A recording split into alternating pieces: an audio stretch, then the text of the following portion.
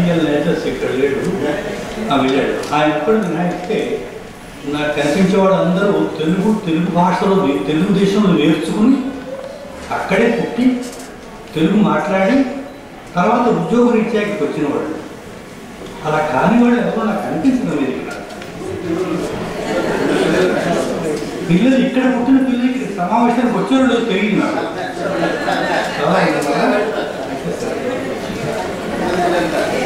తెలుగు చాలా అందమైన భాష,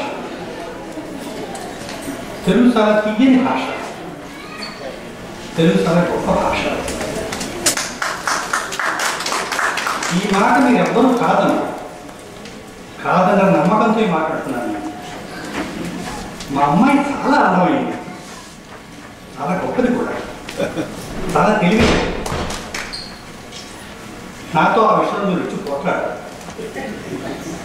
మీ అమ్మాయి అందమైంది కాదు నాకు చెప్పరు. ఆ నమ్మకం తెలుగు విషయంలో కూడా ఉంది. మీరు తెలుగువాడు కాబట్టి తెలుగువాడు కానివాడి సభకు వెళ్ళి అందరూ ఇంగ్లీష్ వాళ్ళు, అందరూ ఫ్రెంచ్ వాళ్ళు, అందరూ జర్మన్ వాళ్ళు ఉండగా తెలుగు ప్రపంచంలో కల అందమైన భాష, గొప్ప భాష అని మీరు అనండి. ఎవరన్నా వింటారనో చెప్పండి. నాకు మనకు తెలుగు అందమైన భాష కావడం కారణం మనకి తెలుగు ఒక్కటే రావడం.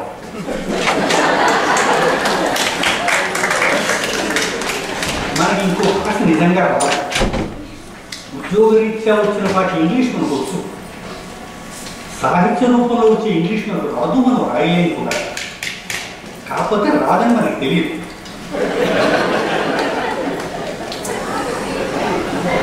తెలుగువాడు ప్రపంచంలోకి వచ్చారు. అమెరికా వచ్చారు, ఇంగ్లాండ్ వెళ్ళారు, ఆస్ట్రేలియా వెళ్ళారు. దాదాపుగా ఇంగ్లీషు మాట్లాడేటటువంటి దేశాలన్నింటిలోనూ తెలుగు వాళ్ళు కొంచెం ముందు గొప్పగానూ ఉన్నారు. మనకు ఉద్యోగాలు కావాలి కాబట్టి, సుఖమైన జీవితం కావాలి కాబట్టి, అంతకన్నా మంచి జీవితం ఉందనే భ్రమతో ఇక్కడికి వచ్చాము. కొద్దిసార్లు ఇబ్బంది కూడా పడుతున్నాం. నిజంగా బాగుండేది ఇక్కడ, అక్కడికి వెళ్తేనే బాగుండేది అని అప్పుడు అనిపిస్తూ ఉంటుంది కూడా. మనకి నిజంగా తెలుగు మీదే ప్రేమ ఉంటే మనం ఇక్కడికి వచ్చేవాళ్ళం. అక్కడే ఇక్కడ చాలా క్లిష్టమైన విషయం ఉంటుంది. తెలుగు మీద ప్రేమ అంటే ఏమిటి? మా అమ్మాయి తెలుగు పండితురాలు అవుతుంది అంటే నేను సంతోషిస్తాను కానీ ప్రోత్సహిస్తానేమో నమ్మకం లేదు నాకు. మీ పిల్లలు ఎవరన్నా తెలుగులో ఆశుకవుతుంది చెప్తారు వాళ్ళలాగా అని చెప్తే మీరు తయారవ్వండి, బాగుంటుంది, పర్వాలేదు, మీరు ఇంజనీర్లు అవ్వక్కర్లేదు, డాక్టర్లు అవ్వక్కర్లేదు, కంప్యూటర్ సెంట్లు అవ్వక్కర్లేదు మీరు అంటారేమో నాకు నమ్మకం లేదు. ఈ రెండు విషయాలు జాగ్రత్తగా ఆలోచించారు. తెలుగును నిలబెట్టడం అంటే ఏంటి? తెలుగువాడు ప్రపంచంలోకి వచ్చిన వాడు నిజమే, కానీ ప్రపంచంలోకి తెలుగు వెళ్ళలేదు. మన ఇళ్లలో తెలుగు ఉంది. మనం ఇక్కడ కూర్చుంటే అందరూ తెలుగు వాళ్ళం కాబట్టి హాయిగా మాట్లాడుకుంటున్నాం. చిక్కడపల్లిలో జరిగినా, కూర్చులో జరిగినా ఒకే సభ, అందరూ అర్థం ఉంటాం. ఇటు ఒక తేడా ఉంది. ఇక్కడ ఉండడం మూలంగా ఈ తెలుగు ఏమైపోతుంది అనే బెంగ మనకు ఉంటుంది. పిల్లలు మనతో తెలుగు మాట్లాడటం లేదు అనే బెంగ మనకు ఉంది. దాన్ని చాలా కాలం క్రితం ఒకసారి నేను ఎయిర్పోర్ట్ నుంచి ఫోన్ చేశాను మా ఇంటికి.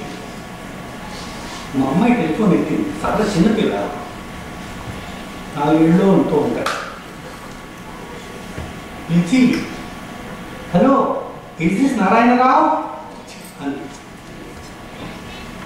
అప్పుడు తెలిసిన తెలుగుదేశంలో ఎవరు పిల్లలు తండ్రిని పేరు పెట్టి పిలవరు.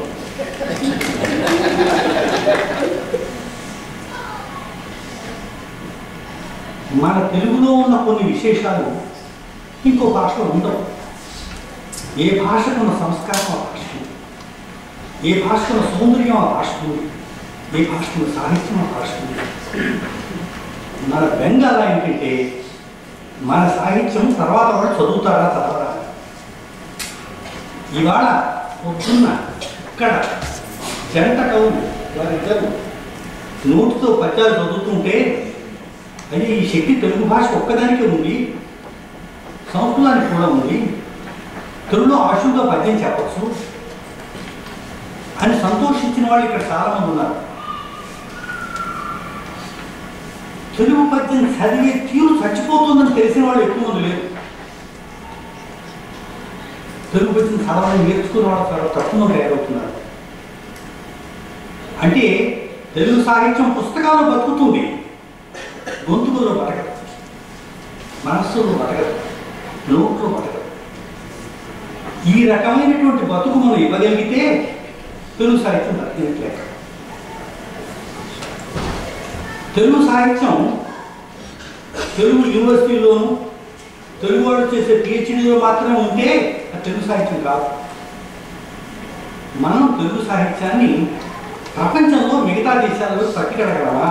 మిగతా అంటే యూనివర్సిటీలో తెలుగు చెప్పించగలమా? తెలుగు మీరు మీ ఇళ్లలో మాట్లాడుకున్నంత వరకు బాగానే ఉంటుంది. ఇంకో 50 ఏళ్ళ వరకు నాకు హామీ, ఇక్కడ ఉన్న వాళ్ళందరూ కూడా తెలుగులో మాట్లాడతారు, తెలుగులో నేర్చుకునే వాళ్ళు హాయిగా ఉంటుంది మీతో మాట్లాడుతుంటే. మీ పిల్లలు మీ మనవలు అధికారంలో వస్తే కుటుంబాల్లో తెలుగు ఎలా ఉంటుందో చెప్పండి. వాళ్ళకి తెలుగు నేర్పాలనే ప్రయత్నం కొంత మనకి కొంత కనిపిస్తోంది. పొద్దున్న ఇక్కడ తెలుగు భాషను చెప్పినటువంటి వారందరినీ చూస్తే నాకు నమస్కారం చెప్పేసింది. వాళ్ళు తెలుగు నేర్పుతున్నారు. కానీ వచ్చిన ఇబ్బంది ఏంటంటే తెలుగు నేర్పడానికి పుస్తకాలు లేవు. నేను అది వారందరి పేరు మర్చిపోయాను, చెప్పండి. నందురా వారు తెలుగు పిల్లలకి పాఠాలు చెప్తున్నారు. నేను ఇలాంటి వాళ్ళు కనీసం 25 మంది ఎరుగురు, ఒక్కొక్క ఊళ్ళో 3, 4, 5 సంతోషంగా పిల్లల్ని పిలిచి పాఠాలు చెప్తున్నారు. కానీ వాళ్ళకి పాఠాలు చెప్పడానికి పుస్తకాలు లేవు, వాళ్ళకి పాఠాలు చెప్పడానికి మార్గదర్శకాలు లేవు, వాళ్ళు చెప్పే పద్ధతులు లేవు. తెలుగు పిల్లలకి తెలుగు ఎలా చెప్పాలో మనకి తెలియదు. మనం తెలుగు నేర్చుకోలేదు, ఎలా నేర్చుకున్నామో మనకి తెలియదు. మనకి చిన్నప్పుడు తెలుగు వచ్చేసి ఏది మీరు నేర్చుకున్నారో అది మీరు చెప్పగలరు. మీరు సంగీతం నేర్చుకుంటే సంగీతం చెప్పగలరు, నాట్యం నేర్చుకుంటే నాట్యం నేర్పగలరు, వంట చేయడం మీకు వస్తే వంట ఎలా చేయడం చెప్పగలరు. కానీ తెలుగు మనం నేర్చుకోలేదు, తెలుగు ఎలా నేర్చుకున్నామో మనకి తెలియదు. ఏ రకంగా తెలుగు మన మనస్సులో ప్రవేశించిందో, ఏ రకంగా తెలుగు మన శరీరంలో భాగం అయిపోయిందో మనం చెప్పలేం. అంటే తెలుగు ఎలా చెప్పాలో మనకు తెలియదు, మనం తెలుగు ఎలా నేర్చుకున్నామో మనకు తెలియదు. నేను మా ఇంటికి పెడతాను, మా అమ్మ దగ్గరికి పెడతాను, మా తాతగారి దగ్గరికి పెడతాను, కారు దగ్గరికి పెడతాను. ఇంటికి అన్నప్పుడు కీ అని ఎందుకు అంటాము? అమ్మ అన్నప్పుడు దగ్గర ఎందుకు అంటాం? అమ్మ దగ్గరికి ఎందుకు అంటాం? అమ్మకి ఎందుకు? అక్కడ దగ్గర ఎందుకు పెడతాము, ఇక్కడ దగ్గర ఎందుకు మానేస్తాము? ఇంటి దగ్గరికి వెళ్ళడం లేవు, ఇంటికి వెళ్ళడం లేవు. ఈ తేడా మీరు ఎవరైనా చెప్పగలరా? దేనికి దగ్గర వాడతాము, దేనికి దగ్గర వాడమో చెప్పగలరా ఎవరైనా అడిగితే? మనం పుస్తకాలు కొనుక్కోవచ్చు, చొక్కా కొనుక్కోవచ్చు, అన్నం కొనుక్కోం, భోజనం కొనుక్కోం, కాఫీ కొనుక్కోం. మీరు కాఫీ కొనిపెట్టను, కాఫీ ఇప్పిస్తాను. భోజనం ఇవ్వను, కొనిపెట్టను, భోజనం పెట్టిస్తాను. మీరు చొక్కా కొనిపెడతాను. కొను అనే క్రియ తినే పదార్థాలతో ఎందుకు వాడవు తెలుగులో? మిగతా వాటితో ఎందుకు వాడతాం? ఇంచేత నాకు ఆకలి వేస్తుంది, నాకు భయం వేస్తుంది, నాకు సంతోషంగా ఉంది. ఇంగ్లీష్లో ఐఎమ్ హంగ్రీ అవుతుంది కదా, నేను ఆకలి వేస్తుంది కాదు కదా.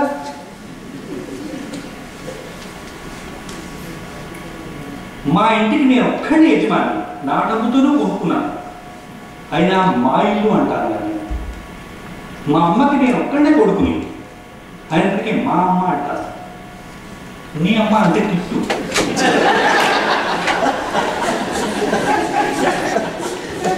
ఏం చేత, ఏం కారణం చేత?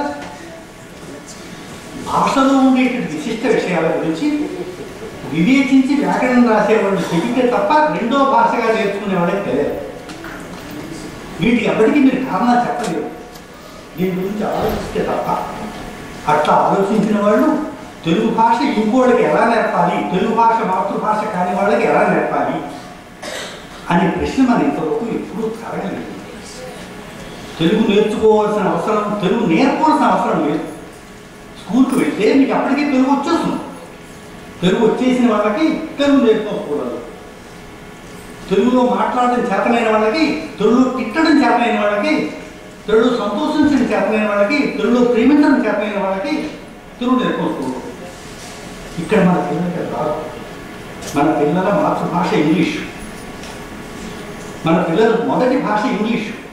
వాళ్ళు ఇంగ్లీష్లో ఊహిస్తారు, ఇంగ్లీష్లో మాట్లాడతారు, ఇంగ్లీష్లో ప్రపంచాన్ని అర్థం చేసుకుంటారు. వాళ్ళకి తెలుగు చెప్పడం ఎలా?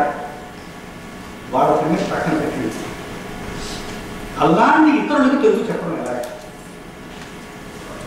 ఫ్రెంచ్ నేర్చుకోవచ్చు, జర్మన్ నేర్చుకోవచ్చును, ఇటాలియన్ నేర్చుకోవచ్చును, మీ ఇష్టం వచ్చిన భాషలు నేర్చుకోవచ్చు. యూనివర్సిటీకి పెట్టి దానికి కావాల్సిన పుస్తకాలను సమయం ఉన్నాయి, టేపులు ఉన్నాయి, నేర్పేవారు ఉన్నారు, సాహిత్యం చెప్పేవారు ఉన్నారు. తెలుగు చెప్పడానికి ఎన్ని యూనివర్సిటీల్లో పాఠాలు చెప్పేవాడు ఉన్నారో చెప్పండి నాకు. ఆస్ట్రేలియాలో అఫ్సర్ ఉన్నాడు, బర్కిలీలో ఒక అమ్మాయి పాఠం చెప్తున్నారు. ఎప్పుడైనా నాకు అవకాశం ఇస్తే నేను పాఠం చెప్తాను. మన దగ్గర డబ్బు లేక కాదు ఈ పని చేస్తున్నది. తెలుగు భాష మీద తెలుగు ఏం చేయాలో ఊహ లేక, ప్రేమ లేక, తెలుగు ఏ రకంగా పైకి రావాలో తెలియక, డబ్బు ఎక్కడ పెట్టాలో తెలియక. డబ్బు పెట్టుబడిగా పెట్టేటప్పుడు మీ ఫైనాన్షియల్ అడ్వైజర్స్ ఫలానా కంపెనీలో షేర్ కొనండి, ఫలానా కంపెనీలో పెట్టుబడి పెట్టండి అని చెప్తారు. తెలుగు మీద పెట్టుబడి పెట్టమని అడుగుతున్నాను. తెలుగుని ప్రేమ చూపించుకుని అడగట్లా. తెలుగు ఉదాహరణగా విరాళాలు లేకుండా అడగట్లేదు నేను. తెలుగు పెట్టుబడి పెట్టమంటున్నాను. పెట్టుబడి అంటే అర్థం ఏమిటి? దీనివల్ల లాభాలు వస్తాయి, ఆ లాభాలను నేను బాగుపడతాను. నేను షేర్లు ఎదుర్కొంటాను, దాన్ని పెరుగుతుంది, ఆ డబ్బు ఎక్కువ అవుతుంది, నాకు లాభం ఉంటుంది. నేను ఎవరిని నిస్వార్థంగా పనిచేయమని అడగను. నిస్వార్థంగా పనిచేస్తున్నాను అనేవాడు ఇంటి దగ్గర భయం దూరంగా వెళ్ళిపోతాడు. మనకి స్వార్థం లేకపోతే ఇక్కడ రాలేదు. స్వార్థం కోసమే ఉన్నాం. స్వార్థం తప్పు కాదు, మానవ జీవితంలో స్వార్థం అవసరమే. కానీ తెలివైన స్వార్థం కాదు. అజ్ఞానంతో కూడుకున్న స్వార్థం మన కాళ్ళను మనల్ని నరికించుకుంటుంది. తెలివితేటతో కూడుకున్న స్వార్థం మనకు ఉపయోగపడుతుంది. స్వార్థంతో నేను నా ఇంటి గోడలు కూర్చుకోలేదు. తెలుగుని విశ్వవిద్యాలయంలో నిలబెట్టమని అడిగేది ఎందుకు అంటే మీ స్వార్థం కోసం అడుగుతున్నాం. మనం అంతో ఇంతో డబ్బు కలవడం అనుకుంటున్నాం. ఏదో మోస్తరుగా మిడిల్ క్లాస్ స్థానంలో బతుకుతున్నాం. ఈ ఉన్నటువంటి వసతులు సౌకర్యాలు మీరు నిలబెట్టుకోకపోతే పోతాయి. అమెరికా అనే మహాసముద్రంలో మన డబ్బు కాకిరెక్కలేదు. దాన్ని నిలబెట్టుకోవాలంటే మన అస్తిత్వం ఏమిటో మనకు తెలియాలి. మనం ఏ రకంగా ఎందుకు తెలుగు వాళ్ళని కావాలో తెలియాలి. తెలుగు మీద ప్రేమతో కాదు, మన మీద ప్రేమ. తెలుగు ప్రజాస్వామ్య దేశాల్లో మెజారిటీ కన్నా ఆర్గనైజ్డ్ మైనారిటీకి ఎక్కువ బలం ఉంటుంది. ప్రజాస్వామ్య దేశాల్లో అధిక సంఖ్యాకుల కన్నా కూటమిగా ఏర్పడిన తక్కువ మందికి ఎక్కువ బలం ఉంటుంది. ఈ సంగతి సాధారణంగా తెలియదు. మనం ఆర్గనైజ్డ్ మైనారిటీగా ఉండగలమా? ఆర్గనైజ్డ్ మైనారిటీగా ఉండడానికి కావలసినటువంటి ప్రయత్నంలో తెలుగు భాగం ముఖ్యమైన భాగం. ఈ ముఖ్యమైన భాగాన్ని నిలబెట్టుకోవడానికి మన పిల్లలందరూ తెలుగు పండితులు అయిపోవాల్సిన అవసరం లేదు.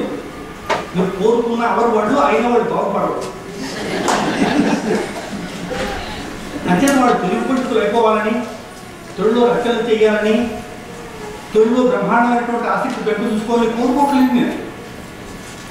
వాళ్ళు తెలుగు నా భాష అని తెలిస్తే చాలు, కొంత మాట్లాడగలిగితే చాలు. కానీ తెలుగులో పనిచేయగల కొద్ది మంది కావాలి.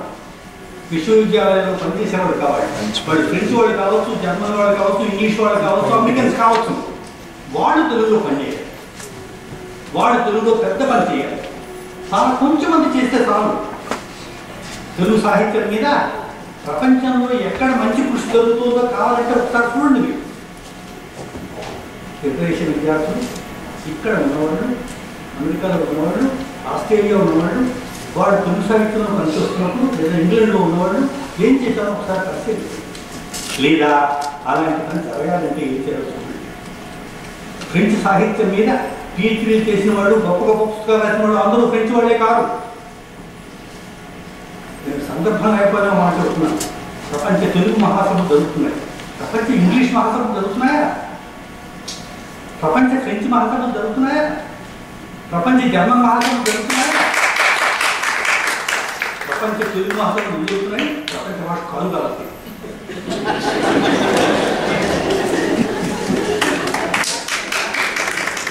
దీన్ని ప్రపంచ భాష చేయటానికి మనం చేయవలసిన పని, దానికి కావాల్సిన సంస్థలు నిర్మించాలి. మనం ఒక ఉత్సాహంలో 2 రోజులు 3 రోజులు ఒక చోట చేరి కావలసినటువంటి బ్రహ్మాండమైన ఉపన్యాసాలు చెప్పి నలుగురితోనూ మాట్లాడి తెలుగు స్నేహితులు కలుసుకుని ఎన్నాళ్ళు ముందో కనిపించడం దాన్ని అలకరించి ఆప్యాయంగా మాట్లాడి వెళ్ళిపోతాం. ఎక్కడ చూసినా సరే చిన్న చిన్న సంస్థలు, వ్యక్తుల బలం మీద ఏర్పడుతున్న సంస్థలు నేను చూశాను. సంస్థను మనం ఏర్పాటు చేసింది. సంస్థ అంటే కొన్ని తరాల పాటు నిలిచేది. విశ్వవిద్యాలయం సంస్థ, అది ఒక 5 ఏళ్ళు 3 ఏళ్ళు 4 ఏళ్ళు ఉంటే అయిపోదు, నడుస్తుంది. కొన్ని వందల సంవత్సరాలు నడుస్తుంది. కొన్ని వందల సంవత్సరాలు నడవాలి అనే ఉద్దేశంతో ఏర్పాటు చేసిన సంస్థలు మనకి ఏమీ లేవు. ఎవరో ఒక ఉత్సాహం అనే వ్యక్తి, కొందరు చిత్రంగా గారు అనేటువంటి కష్టపడి పనిచేస్తే కొన్నాళ్ళ పాటు నడుస్తుంది. ఆ తర్వాత దాన్ని కొనసాగించేవాడు ఎవరు ఉంటారు. పుస్తకాలు బోర్డు అచ్చు వేస్తున్నాం, కొన్ని చాలా అందంగా కూడా అచ్చు వేస్తున్నాం, కొన్ని అందంగా అచ్చు వేయడం లేదు, వేరే కథ. అయినా ఆ పుస్తకాలు అమ్ముడుపోయిన తర్వాత మళ్ళీ ఎక్కడ దొరుకుతాయో తెలియదు నాకు. 1910లో 20లో 15లో 30లో వచ్చిన పుస్తకాల కోసం నేను వేటాడుతున్నాను, దొరకవు పుస్తకాలు. ఏ అతిరాజు లాంటి వాళ్ళు వెళ్ళి ఆ లైబ్రరీలో ఆర్కైవ్లో వాళ్ళ దగ్గర పక్కపడి సంపాదించుకోవాలి. ఎంచేత ఒక లైబ్రరీ పుస్తకాలు లేవు, ఎంచేత ఆ పుస్తకాలు నాకు దొరకవు. అక్షయ పుస్తకాలు ఇవాళ తాళపత్ర ప్రతుల కన్నా కష్టం సంపాదించడం. ఎంచేత ఎవరు దాచిపెట్టారు, ఏ లైబ్రరీలో లేవు అంటే మనం సంస్థాన్ని నిర్మించలేదు. పుస్తక ప్రచురణ ఎవరి పుస్తకాలు వాళ్ళు వేసుకుని చెప్తున్నారు, ఎవరి పుస్తకాలు వాళ్ళు వేసుకుని ఎవరి పుస్తకాలు వాళ్ళు అమ్ముకున్న దశలో ఎందుకున్నాం మనం. మనకి చెప్పుకోదగ్గ ప్రచురణ సంస్థలు ఎందుకు ఏర్పడలేదు. ఈ ప్రచురణ సంస్థ వేస్తే ఆక్స్ఫర్డ్ యూనివర్సిటీ ప్రెస్ పుస్తకం వేస్తే ఒక 100 సంవత్సరాల తర్వాత కూడా ఆక్స్ఫర్డ్ యూనివర్సిటీ ప్రెస్లో ఉంటుంది ఆ పుస్తకం. తిరిగి మళ్ళా అర్థం లేకపోయినా కనీసం మన దగ్గర ఆ పుస్తకం దొరుకుతుంది. అలాంటి ప్రచురణ సంస్థను నిర్మించలేకపోవడం తెలుగు వాళ్ళకి తెలుగు మీద ఆసక్తి లేదు అని చెప్పడానికి గుర్తు.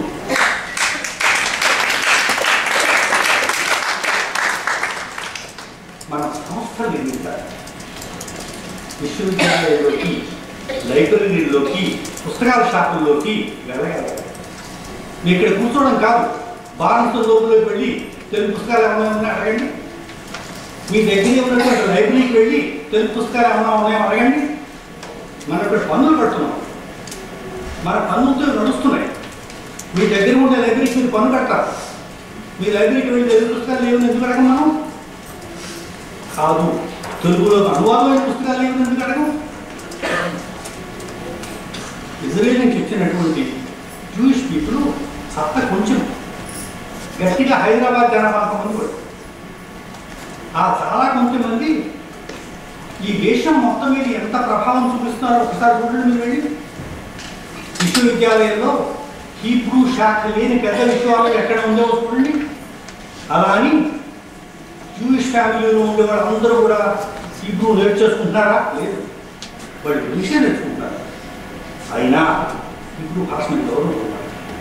ఆ భాషలో వచ్చే పుస్తకాలు వెంటనే కొంటారు. ఆ భాష నుంచి అనువాదమైన పుస్తకాలు వెంటనే కొంటారు. అవి లైబ్రరీలో ఉన్నాయో లేవో చూస్తారు. యూనివర్సిటీలో పాఠాలు చెప్తున్న వాళ్ళు చూస్తారు. కొన్ని లక్షల డాలర్లు యూనివర్సిటీలో పెట్టుబడిగా పెట్టారు. మనం చేస్తున్న చాలా పనుల్లో, ఉత్సాహంగా చేస్తున్న పనుల్లో ఎంతో ఆసక్తి ఉన్నారు. మన డబ్బు ఏమన్నా కావాలి, అయినప్పటికీ డబ్బు ఎక్కడ పెట్టాలో మనకు తెలియదు. ప్రతిదానికి ప్రభుత్వాన్ని అడిగే అలవాటు విషయంగా ఇస్తాను. తెలుగుదేశం తెలిసిన ప్రభుత్వం చేయాలి. దయచేసి ప్రభుత్వాన్ని ఏమి చేయమని అడగండి.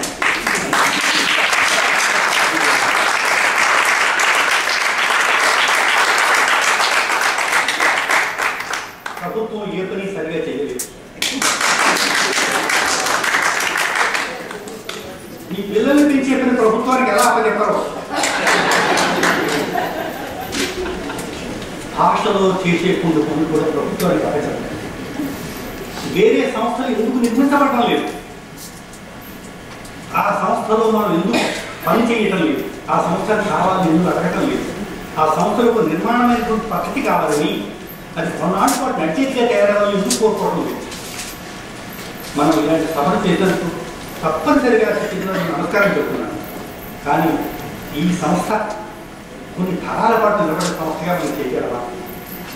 తెలుగు పాఠాలు విశ్వవిద్యాలయంలో చెప్పే పనికి ఎందుకు మనం పని చేయలేము? ఎందుకు దానికి డబ్బు ఇవ్వలేము? అది పెట్టుబడిగా ఆలోచించి ఎందుచేత ఆ పని చేయలేము మనం? ఎందుచేత తెలుగు పాఠం చెప్తున్నటువంటి ఆ గొప్పవాళ్ళు వాళ్ళకి కావాల్సిన పుస్తకాలు ఎందుకు రాయించలేము మనం? దానికి కావాల్సిన ట్రైనింగ్ ఎందుకు ఇవ్వలేము? మీరు ఒక్కసారి జెరూసలేం వెళ్ళే అవకాశం ఉంటే, హీబ్రూ నేర్చుకోదలుచుకుంటే, మీరు వారం రోజులు జెరూసలేం ఉంటే వారం రోజులు నేర్పే స్కూల్ ఉంది అక్కడ. 2 నెలలకు ఉంటే 2 నెలల్లో హీబ్రూ నేర్పేవాడు ఉన్నారు అక్కడ. ఏడాది పాటు ఉంటారంటే ఏడాదిలో నేర్పేవాడు ఉన్నారు. మొత్తం జెరూసలేం అంతా కూడా భాష రెండో భాషగా నేర్చుకునేవాడు. భాషను రెండో భాషగా నేర్పడానికి ప్రత్యేకమైన శిక్షణ కావాలి. తెలుగు మాట్లాడుతున్న ప్రతి వాళ్ళు తెలుగు నేర్పలేరు. దీనికోసం వెళ్ళి పని చేయాలి. ఇంగ్లీష్ మాతృభాషగా కలవాడు తెలుగు నేర్చుకుంటే చేసే అనువాదాలు మనం చేసే అనువాదాల కన్నా ఎక్కువ బాగుంటాయి. ఆ రకంగా అనువాదాలు చేసే ప్రయత్నం చేయాలి. క్షమించండి, సాహసే మాట్లాడారు.